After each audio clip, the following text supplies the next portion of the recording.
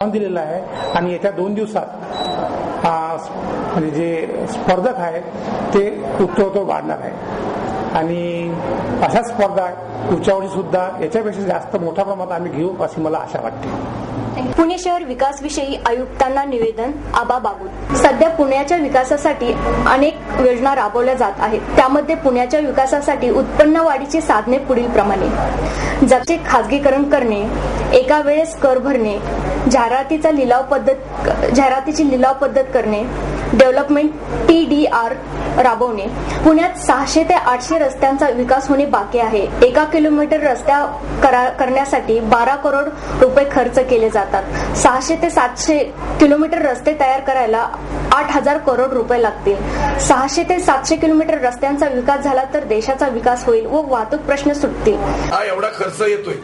0.25 जर TDR दिला तर आम्हाला 12 कोटी रुपये किलोमीटरला जो लागतो तो 0.25 द्यायचा आहे. आता तो D झोन आहे, C झोन आहे, दोन्ही धरा तुम्ही. या शहराचे 600 किलोमीटर दळणवळण वाढणार आहे. एकूण 3200 किलोमीटर रस्ते आहेत या शहरामध्ये जुन्या नव्या अद्याप.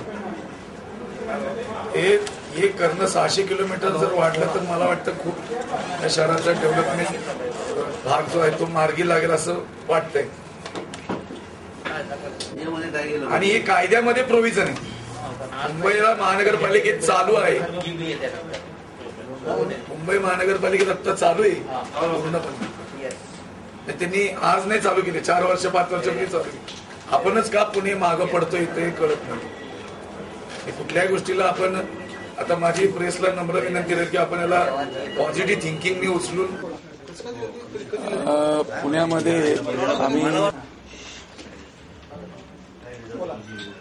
पुण्याचा विकासाची ग्रोथ झपाट्याने होण्यासाठी उत्पन्न वाढीची साधनं वेगवेगळे आम्ही आता गेले महिन्याभरात आपल्याला सांगितलं. एक जकातीचं प्रायव्हेटायझेशन, दुसरं वन टाइम टॅक्स, तिसरं जाहिरातीचे आपण लिलाव पद्धतीने करणे, चौथं आता डेव्हलपमेंट TDR.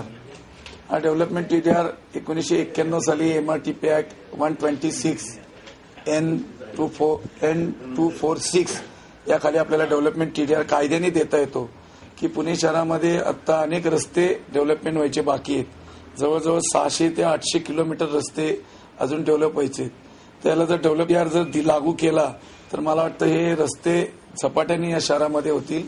त्या रस्त्याची आज जर कॉस्ट बघितली, 1 किलोमीटर रस्ता करायला 24 मीटर बाय 1 किलोमीटर रस्ता करायला 12 करोड रुपये खर्च येतो. त्या ड्रेनेज लाईन शिफ्टिंग आहे, वॉटर लाईन शिफ्टिंग आहे, इलेक्ट्रिकल शिफ्टिंग आहे, हा सगळा एवढा मोठा खर्च जो येतोय आणि तो एवढा 600-700 किलोमीटर रस्ते करायला आज जवळजवळ 8,000 करोड रुपये लागणार आहे. तर डेव्हलपमेंट TDRच्या माध्यमातून जर आपण हे रस्ते केले या शहरामध्ये तर या शहराचा विकास होईल. या शहराचा वाहतुकीचा मोठा प्रश्न आहे तो सुटेल. आता मेट्रो आणतोय आपण, मोनोरेल आणतोय, त्याचबरोबर BRTS आलेलेच आहे आपल्याकडे.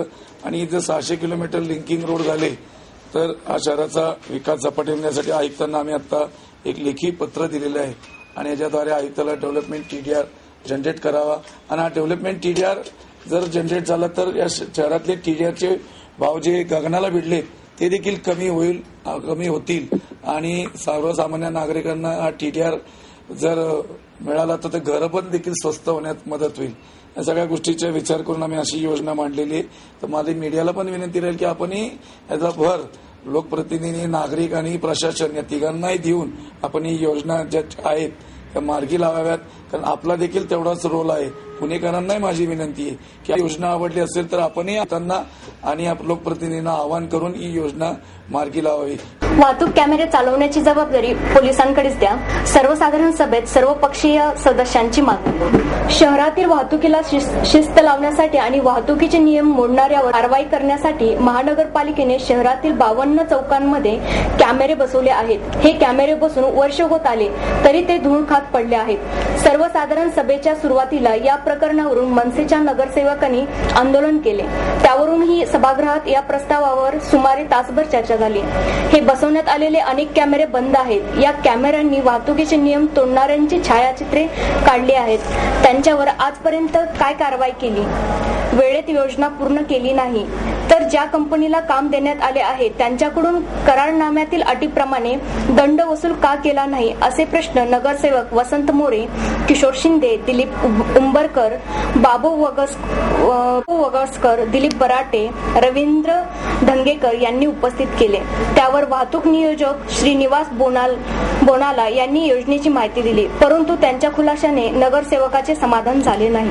आपल्या भागातील मुलांच्या सर्वांगीण विकासासाठी, शारीरिक व मानसिक स्वास्थ्यासाठी, उच्च शिक्षणासाठी, व्यसनमुक्त राहण्यासाठी सेवा ट्रेकिंग अकादमी. संपर्क 9595495777. याबरोबरच हे बातमीपत्र संपलं. नमस्कार.